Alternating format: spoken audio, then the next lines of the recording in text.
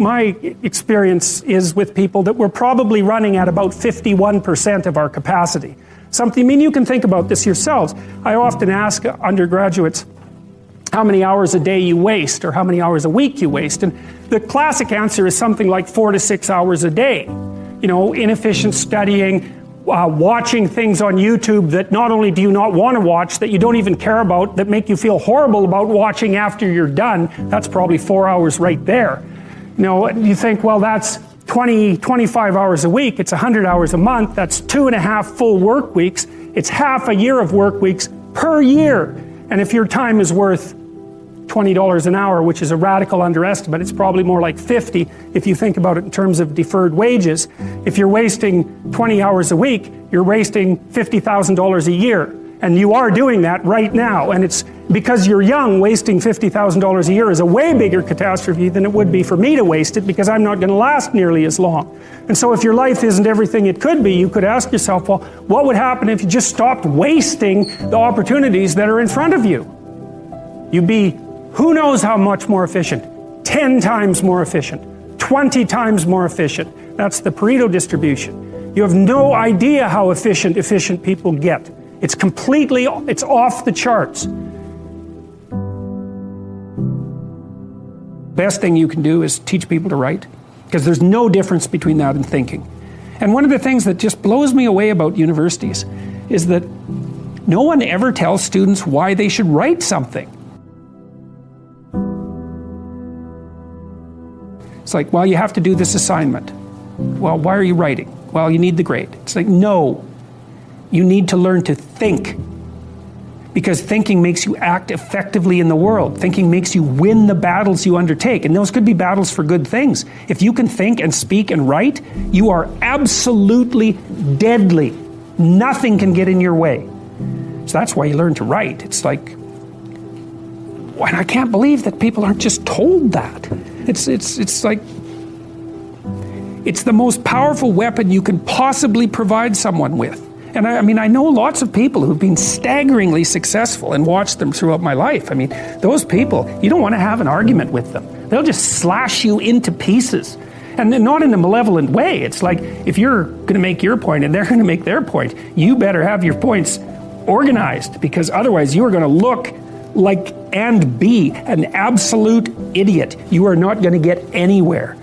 And if you can formulate your arguments coherently and make a presentation, if you can speak to people, if you can lay out a proposal, God, people give you money, they give you opportunities, you have influence. Make a schedule and stick to it. Okay, so what's the rule with the schedule? It's not a bloody prison. That's the first thing that people do wrong. They say, well, I don't like to follow a schedule. It's like, well, what kind of schedule are you setting up? Well, I have to do this, then I have to do this, then I have to do this, you know, and then I just go play video games, because who wants to do all these things that I have to do? It's like, wrong. Set the schedule up so that you have the day you want.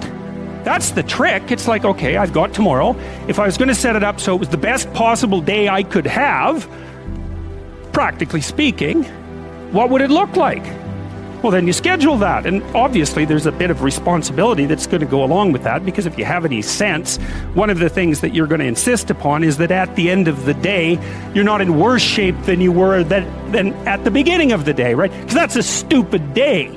If you have a bunch of those in a row, you just dig, you dig yourself a hole and then you bury yourself in it. It's like, sorry, that's just not a good strategy. It's a bad strategy. So maybe 20% of your day has to be responsibility and obligation, or maybe it's more than that, depending on how far behind you are.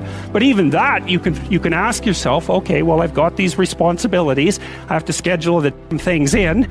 What's the right ratio of responsibility to reward? And you can ask yourself that, just like you'd negotiate with someone who is working for you. It's like, okay, you got to work tomorrow.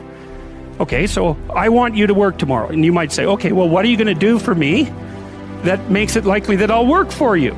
Well, you could ask yourself that, So maybe you do an hour of responsibility and then you play a video game for 15 minutes. I don't know, whatever turns your crank, man. But, you have to negotiate with yourself and not tyrannize yourself. Like you're negotiating with someone that you care for, that you would like to be productive and have a good life. And that's how you make the schedule. It's like, and then you look at the day and you think, well, if I had that day, that'd be good. Great. you know, and you're useless and horrible, so you'll probably only hit it with about 70% accuracy, but that beats the hell out of 0.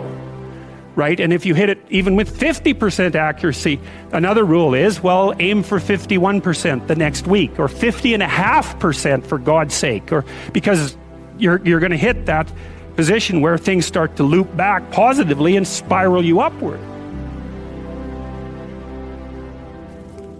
Well, and if we all got our act together collectively and stop making things worse, because that's another thing people do all the time. Not only do they not do what they should to make things better, they actively attempt to make things worse because they're spiteful or resentful or arrogant or deceitful or homicidal or genocidal, or all of those things all bundled together in an absolutely pathological package.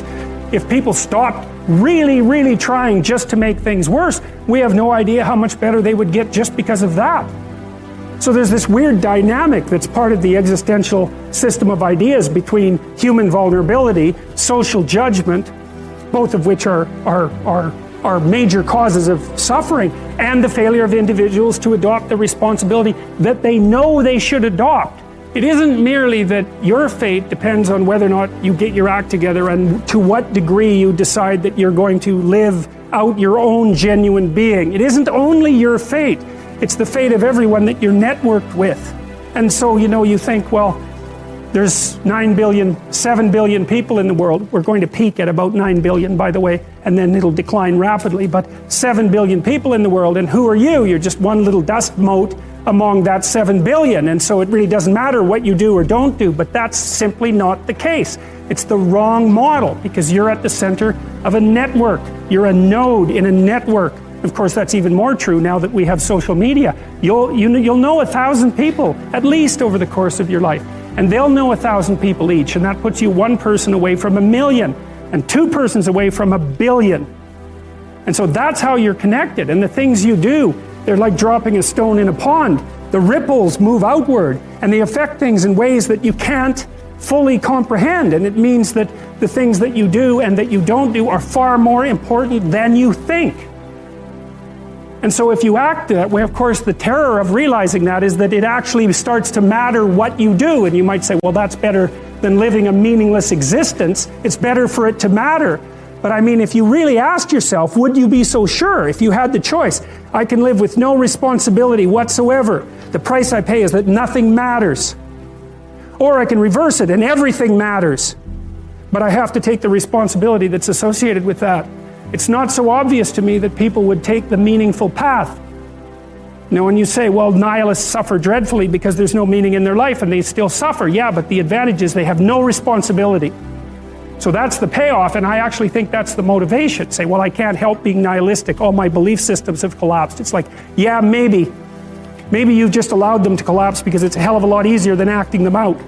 And the price you pay is some meaningless suffering, but you can always whine about that and people will feel sorry for you, and you have the option of taking the pathway of the martyr, so that's a pretty good deal, all things considered, especially when the alternative is to bear your burden properly and to live forthrightly in the world. Well, what Solzhenitsyn figured out, and so many people in the 20th century, it's not just him, even though he's the best example, is that if you live a pathological life, you pathologize your society. And if enough people do that, then it's hell. Really, really. And you can read the Gulag Archipelago if you have the fortitude to do that, and you'll see exactly what hell is like. And then you can decide if that's a place you'd like to visit, or even more importantly, if it's a place you'd like to visit and take all your family and friends. Because that's what happened in the 20th century. No one can live without a routine. You just forget that. If you guys don't have a routine, I would recommend, like, you get one going, because you cannot be mentally healthy without a routine. You need to pick a time to get up. Whatever time you want, but pick one and stick to it, because otherwise you dysregulate your circadian rhythms and they regulate your mood. Plan a life you'd like to have. And you do that partly by referring to social norms. That's more or less rescuing your father from the belly of the whale, but the other way you do that is by having a little conversation with yourself about as if you don't really know who you are, because you know what you're like. You won't do what you're told. You won't do what you tell yourself to do. You must have noticed that. It's like you're a bad employee and a worse boss, and both of those work, for you. You don't know what you want to do, and then when you tell yourself what to do, you don't do it anyways. You should fire yourself and find someone else to beat. But my point is that you have to understand that you're not your own servant, so to speak. You're someone that you have to negotiate with, and you're someone that you want to present the opportunity of having a good life to. And that's hard for people because they don't like themselves very much.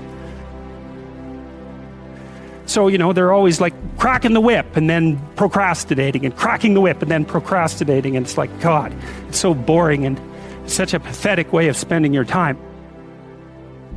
I think what you have to do, and this is part of humility, is you have to look around you within your sphere of influence, like the direct sphere of influence, and fix the things that announce themselves as in need of repair. But one of the main reasons that people don't get what they want is because they don't actually figure out what it is. And the probability that you're going to get what would be good for you, let's say, which would even be better than what you want, right? Because, you might be wrong about what you want, easily. But maybe you could get what would really be good for you. Well, why don't you? Well, because you don't try. You don't think, okay, here's what I would like if I could have it. And I don't mean in a way that you manipulate the world to force it to deliver you goods for status or something like that. That isn't what I mean. I mean something like, imagine that you were taking care of yourself like you were someone you actually cared for. And then you thought, okay, I'm caring for this person. I would like things to go as well for them as possible. What would their life have to be like in order for that to be the case? Well, people don't do that. They don't sit down and think, all right, let's figure it out. You've got a life. It's hard, obviously. It's like 3 years from now, you can have what you need. You got to be careful about it. You can't have everything. You can have what would be good for you, but you have to figure out what it is, and then you have to aim at it. Well, my experience with people has been if they figure out what it is that would be good for them, and then they aim at it, then they get it. And it's strange because it's a strange thing. It's not quite that simple because, you may formulate an idea about what would be good for you, and then you take 10 steps towards that, and you find out that your formulation was a bit off, and so you have to reformulate your goal. So you're kind of going like this as you move towards the goal. But a huge part of the reason that people fail is because they don't ever set up the criteria for success. And so, since success is a very narrow line and very unlikely, the probability that you're going to stumble on it randomly is 0. And so there's a proposition here, and the proposition is, if you actually want something, you can have it. Now the question then would be, well, what do you mean by actually want? And the answer is that you reorient your life in every possible way to make the probability that will occur as certain as possible. And that's a sacrificial idea, right? It's like, you don't get everything. Obviously. But maybe you can have what you need. And maybe all you have to do to get it is ask. But asking isn't a whim or today's wish. It's like, you have to be deadly serious about it. You have to think, okay, like, I'm taking stock of myself. And if I was going to live properly in the world, and I was going to set myself up such that being would justify itself in my estimation, and I don't mean as a harsh judge, exactly what is it that I would aim at? Sit on your bed one day and ask yourself, what remarkably stupid things am I doing on a regular basis to absolutely screw up my life? And if you actually ask that question, but you have to want to know the answer, right? Because that's actually what asking the question means. It doesn't mean just mouthing the words. It means you have to decide that you want to know. You'll figure that's out so fast it'll make your hair curl.